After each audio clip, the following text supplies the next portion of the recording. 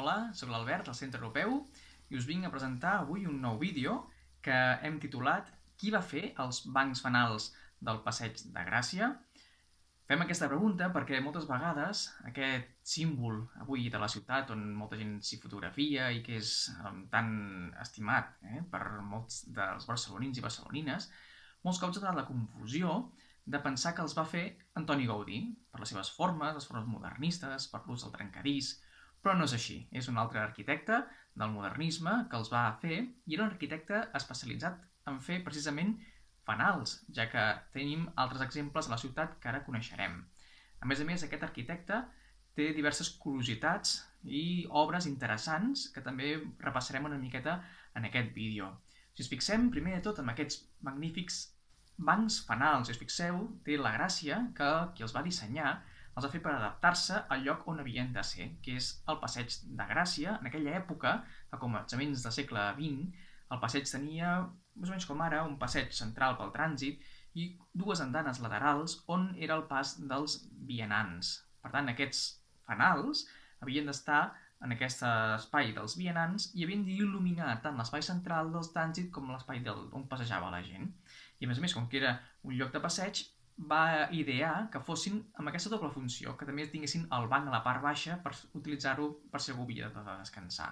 Per tant, fixeu que és una obra de disseny molt interessant i que té aquesta part útil i bella a la vegada.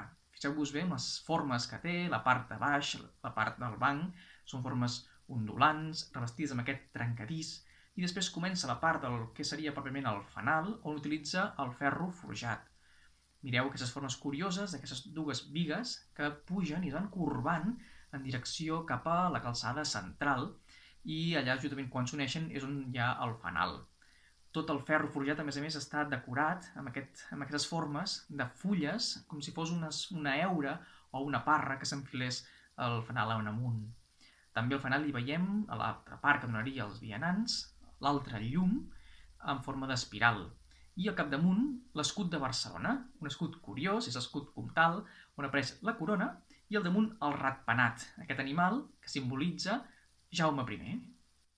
Per tant, aquests fanals i bancs, a la vegada, serien una obra d'aquest arquitecte que, com us dic, no només va fer aquest, sinó que va fer dos altres conjunts de fanals, justament en aquell moment, aquest 1906 aproximadament, es va voler il·luminar la ciutat amb llum de gas en els principals passejos. Els altres que va fer estarien precisament també en el Passeig de Gràcia, però amb la cruïlla amb la diagonal. Aquell espai que coneixem avui com la plaça dels 5 d'Oros es deia així per la forma que tenia, amb una rotonda central i 5 rotondes laterals, creant una imatge que recordava la carta dels 5 d'Oros. Doncs precisament ubicats en aquestes rotondes hi havia uns fanals molt curiosos també, molt diferents. Els altres, perquè la decoració, si us fixeu en la imatge, tenen una forma molt més altiva, una forma com de pinacle i un regust més gòtic. Tot així també la decoració del ferro forjat és molt patent. A més, aquests concretament no hi ha el banc a la part inferior perquè aquí no hi havia de passar la gent, no era un lloc de passeig. Per tant, només estan pensats com a fanals pròpiament. Aquests van haver de marxar del seu lloc on estaven el 1957, en l'època del franquisme, perquè obstaculitzaven el tràfic. I per tant, els van treure, els van posar en un magatzem durant molt temps, fins al 1985, que van ser posats a un altre indret, que és on es troben actualment, que és a l'Avinguda Gaudí. Justament aquesta avinguda que està entre la Sagrada Família i l'Hospital de Sant Pau, i ja llueixen magníficament. Aquests serien el segon conjunt que us volia parlar, i el tercer conjunt el tindríem al passeig Lluís Companys. És el passeig que va des d'Arc de Triomf fins al Parc de la Ciutadella. Aquest passeig també va ser decorat amb uns fanals d'aquest arquitecte que, si us fixeu, tornen a tenir el banc a la part inferior, ja que és un passeig. Aquests serien també a la part baixa, torna a ser, com els altres models, una forma més forta, feta amb material de pedra. En aquest cas hi haurien 4 bancs separats per unes volutes entre ells, i puja també una columna després central, on hi ha l'alçada del capitell i apareix el ferro forjat on sortiran els braços dels fanals. En aquest cas, fixeu-vos que fan dues branques en diagonal, creant un aspecte que recorda una mica les grues d'un port, però tot i així també el ferro decorat magníficament en formes vegetals. 3 exemples molt interessants d'aquest arquitecte. Potser és l'hora que us digui el nom de l'arquitecte. És el Pere Falqués i Urpí, un arquitecte no tan conegut com els altres que potser són més sonats a l'època del modernisme. Tot així va fer obres molt interessants. És un arquitecte polèmic, que al seu moment va suscitar bastantes crítiques i de les obres que feia i fins i tot alguns dibuixos satírics de les seves obres. Un dels que va patir més va ser precisament els bancs del Passeig de Gràcia, que de seguida van ser criticats per aquesta estètica recarregada.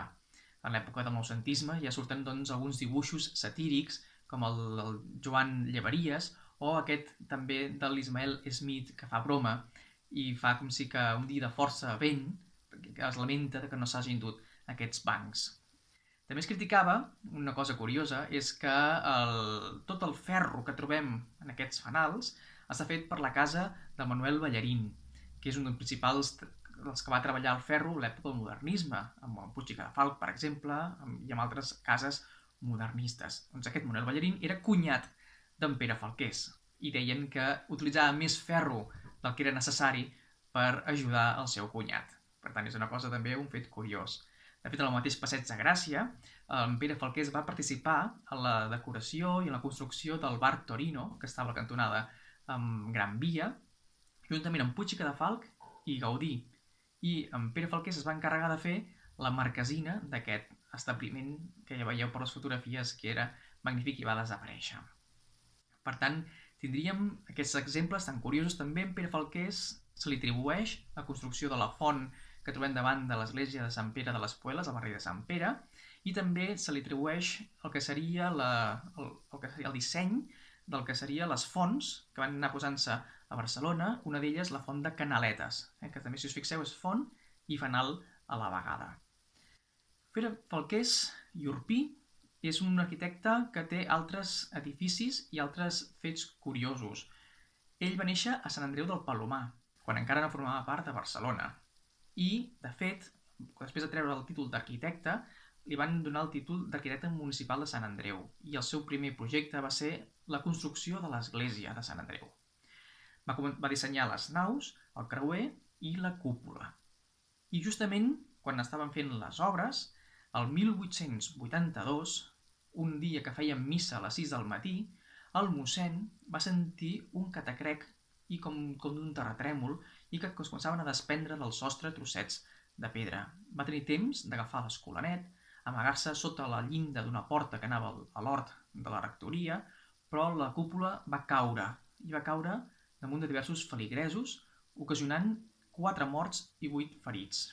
Va ser un escàndol, va sortir als diaris de l'època, i per aquest motiu Pere Falqués va abandonar el títol d'arquitecte municipal.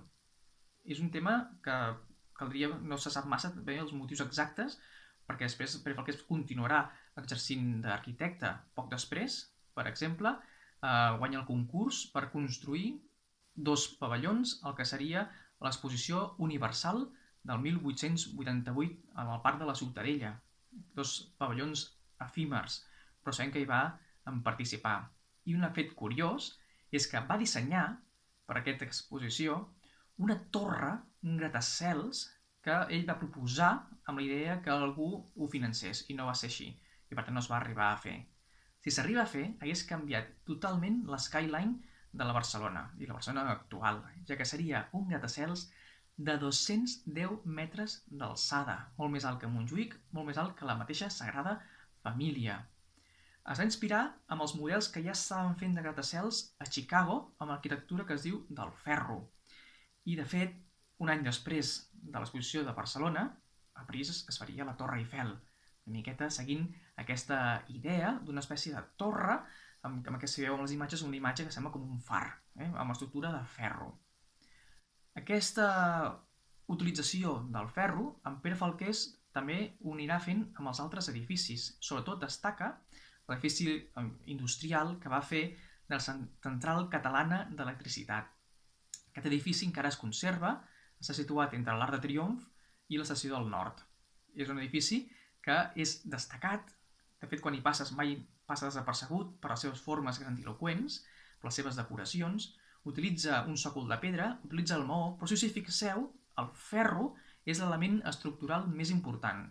I curiosament no l'amaga, sinó que el deixa a la vista. Es veu perfectament a la forma dels arcs aquestes bigues de ferro.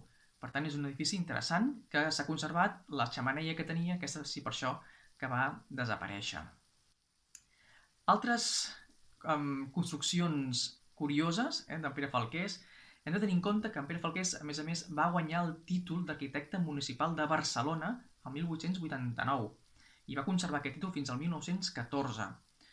Això va fer que participés en molts projectes a la ciutat. Va, per exemple, rehabilitar l'antic arsenal de la Ciutadella, convertint-lo primer en un palau reial, que no va arribar a ser, després en museu, abans de ser el Parlament que és actualment.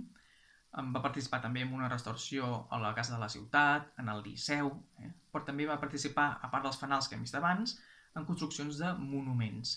Un d'ells seria, per exemple, el dedicat a l'alcalde de l'exposició, el Rius i Taulet, que es troba situat al passeig Lluís Companys abans d'arribar a la part de la Ciutadella. Ell va participar en la construcció d'aquest monument. O un altre polèmic, que és el monument que es troba a la Rambla. Justament allà davant del teatre principal hi ha el monument dedicat a Serpí Pitarra i aquest dic que és polèmic perquè va també donar moltes crítiques per la grandiloqüència i l'exageració del pedestal d'aquesta escultura. A la part de dalt, el monument seria feta per Agustí Carol, però el disseny del pedestal seria fet per Pere Falqués. Fixeu-vos que és una gran columna que puja i se forma una forta voluta. Si no veient, ja trobem aquestes característiques típiques d'ell, aquesta tendència a les columnes robustes, aquestes volutes en els capitells, aquest ús del ferro que embolcalla el que serien les estructures. Un exemple seria un altre edifici que va fer, que seria la seu del districte de l'Eixample, que encara es conserva al que seria carrer Aragó, en Bruc. Fixeu-vos a les portes, on trobem aquest ús del ferro, unes reixes destacades i que també embolcallen les columnes, els fus de les columnes. O una de les seves grans obres que va fer, que també es conserva, que és la Casa Bonaventura Ferrer, que és una casa que es conserva al Passeig de Gràcia, justament passat la plaça Cinc d'Oros. Pujant a l'esquerra, allà on hi ha els jardinets, tenim aquesta casa, que va fins i tot guanyar un premi d'honor el 1907, en el que seria el concurs que feia l'Ajuntament de Barcelona. Mireu la façana, mireu aquestes formes, un cop més, dels que serien les obertures, sobretot de la tribuna, aquestes formes exagerades. I el que seria la tribuna mateix, hi ha una columna al mig que també utilitza el ferro com si l'embolcallés.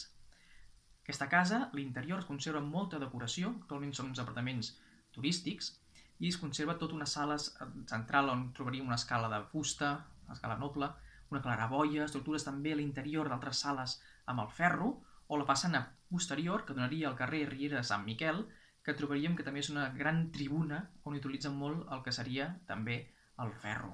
Per tant, fixeu-vos quants edificis i quants més curiosos i totes aquestes polèmiques que varen seguir l'arquitecte Pere Falqués. Us animo a anar descobrint altres edificis, altres monuments que trobaríem a Barcelona amb una possible ruta dedicada a aquest arquitecte.